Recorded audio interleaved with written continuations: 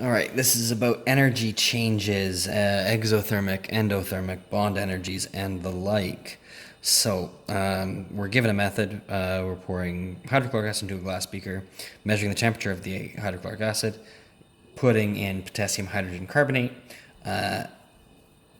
and stirring it until it has reacted and recording the lowest temperature released. So this is why some people would only get 1 mark out of 2 down here instead of the full 2. Okay, so 1 is insulate the beaker. Okay. Now, a lot of people got that right, but then said you were insulating it to prevent energy from escaping to the surroundings, when actually, because the temperature is dropping, we are trying to prevent thermal energy from transferring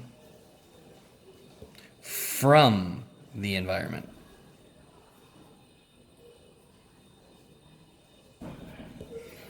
Okay, so the energy is trying to flow in because it's dropping, so we need to insulate it.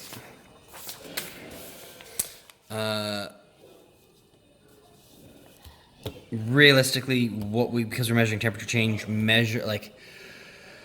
I think I accepted starting temperature of the acid as an answer, but realistically, it's actually going to have a very little effect on it unless it's a huge temperature difference that we've got.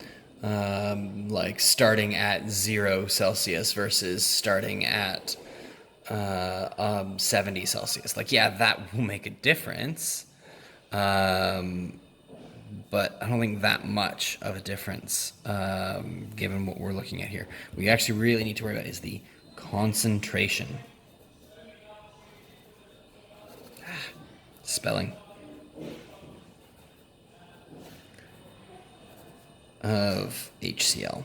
Okay, because that's really going to affect your answer. Okay, so here we need to ignore any anomalous results. Okay, to find a mean, and our anomalous result is trial 4. So we ignore trial 4, and then just calculate the mean.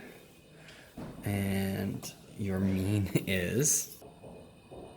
Okay, so calculate your mean, add together, and get the number of numbers. So 5.6 plus 5.7 plus 5.4, all divided by 3.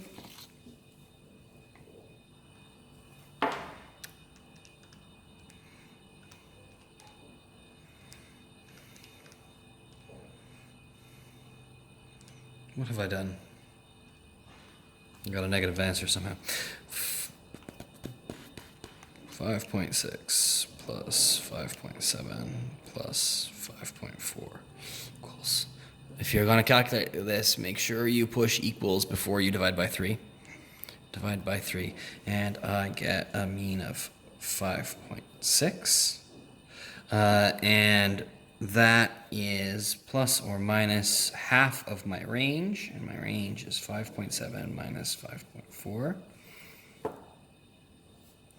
which equals 0.3.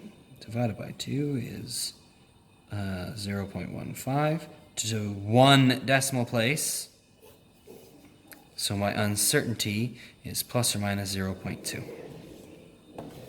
Okay, so your uncertainty is half of your range, okay, when you're taking a mean like this.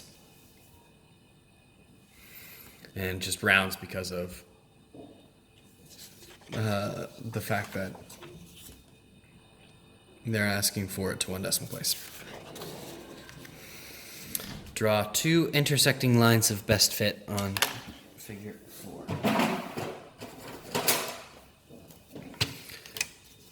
Okay.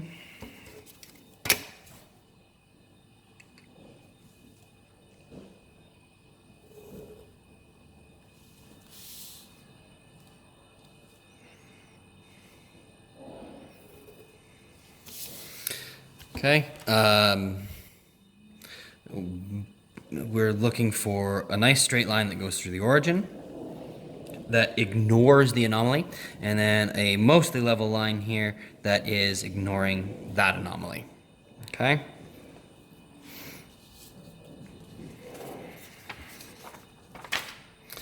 Explain why the graph has this shape. Okay, first mark. As we increase the mass of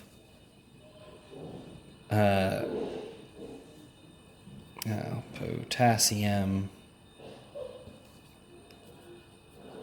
hydrogen carbonate, the temperature decrease is greater.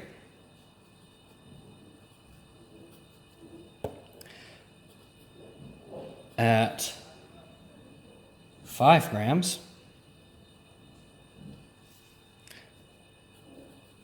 the increase stays constant, or the decrease, sorry, stays constant.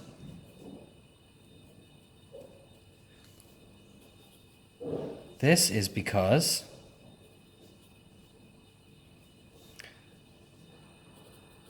all the HCl has reacted. So adding more KHCO3, K2HCO3, has no effect.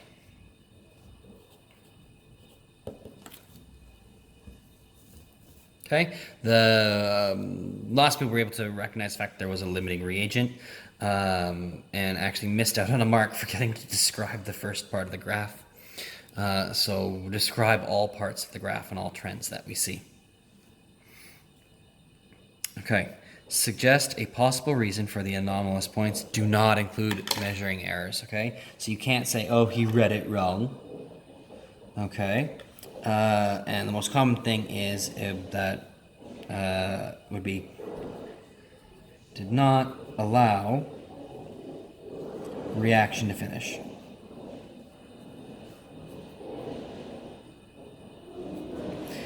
So not allowing the reaction to finish, didn't stir properly.